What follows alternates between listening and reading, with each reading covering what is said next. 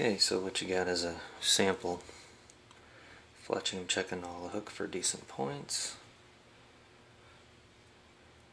It gets on in this vise.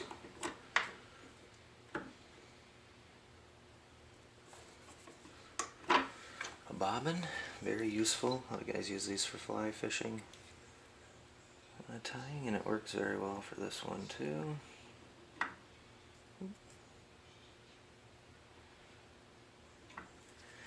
I do is I get a knot here.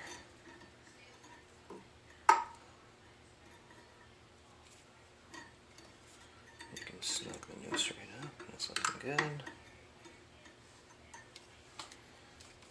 Roll up the bottom a bit to make the winding easier. And you tuck that. You don't have to cover every portion. In fact, what I do is I kind of snug it up and then tear it off. And then I'll cover, and then I'll round the barb. Round the other barb. And that's enough to start putting on the material. And for this one, I'll use a orange crystal flash.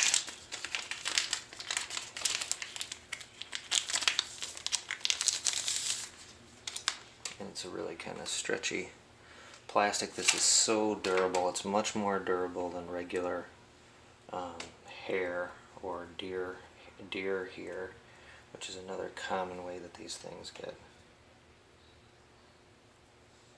siphoned off. But what I'll do is I'll just snip it. This will enable me to do several hooks by taking this much.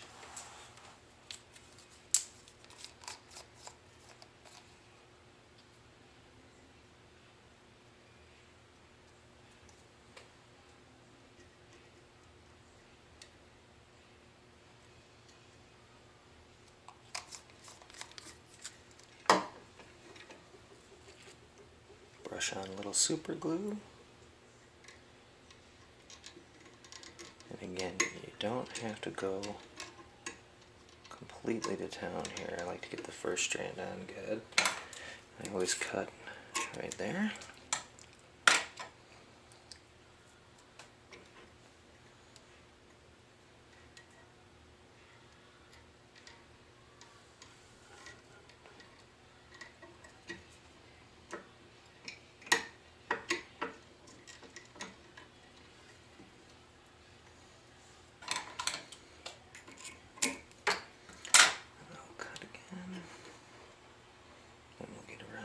Last bear.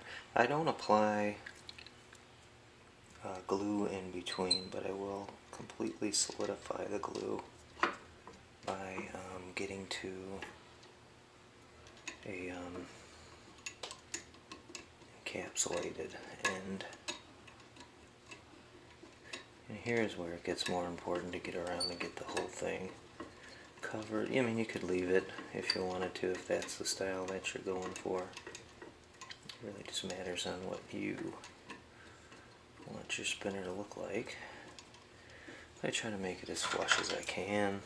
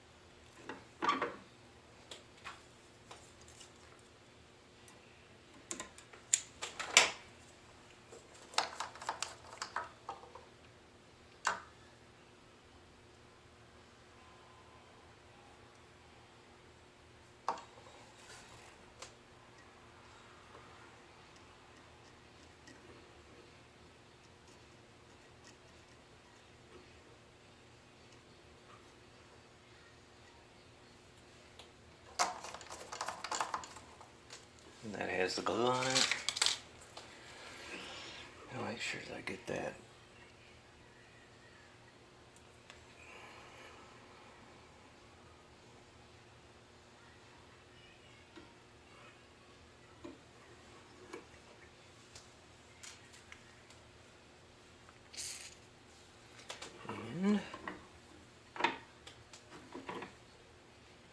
have it. Nice fletched hook.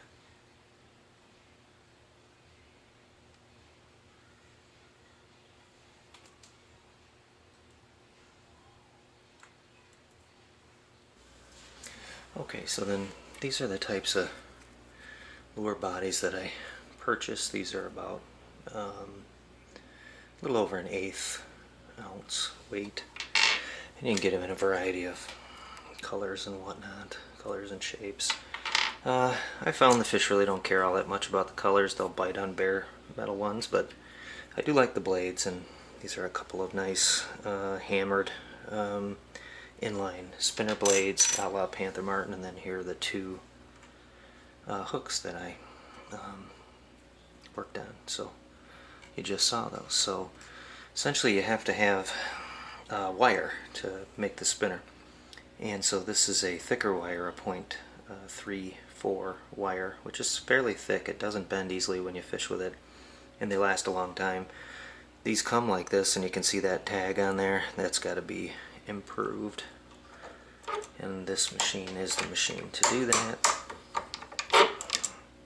And so then you can see when it comes off, it's completely twisted around flush. I don't worry too much if it's off-centered. Inline spinners don't need a ton of tuning, but you need a bead. I've got a couple of beads. I like to use solid metal beads, and I think I'll use a gold one. Spinner on first though, or blade on first. So we'll use a gold blade. You feed it through. Grab a gold bead. That serves as the bearing on top of the lure body. We'll take a gold body.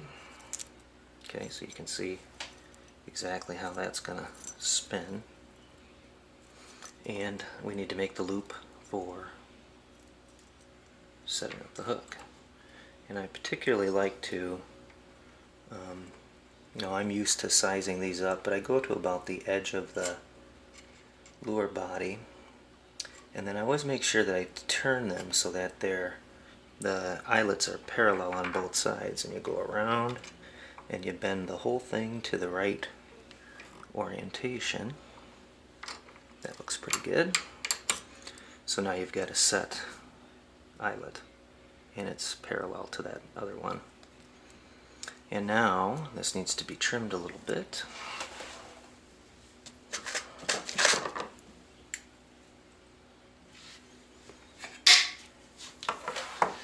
So I trim it down to about that thickness or that length, and then you can put the hook on,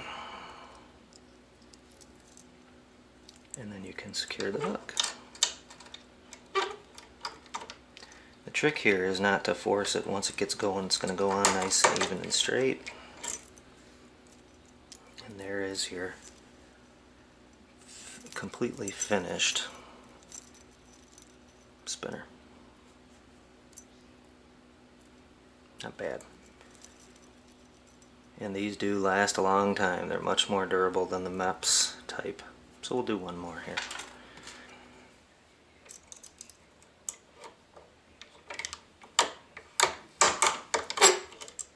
So now I've flattened that tab nice and flat, and we just put them back on.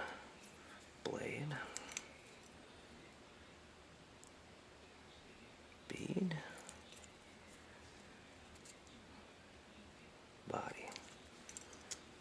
And again, I need to put the hook line in, so I'm holding that so that the hook that's bent, or the eyelet that's bent, is parallel. I'm going to give it a little more space. That looks good. And go around, you bend it till it's the proper bend to make you want to have that nice V. Trim that off of here. You really only need this to wind around about once or twice for it to be fully secure for any type of fishing you'll do on a stream. And then you slide the hook on. You set the hook in the jig. And then, like I said, gently is how you start it. You don't have to cram on it. And there we have another spinner with a silver blade, yellow body, and a good nice sharp hook. So that gives you the idea of how to do this. It drops the price of lures down to about 80 cents a piece. Happy fishing.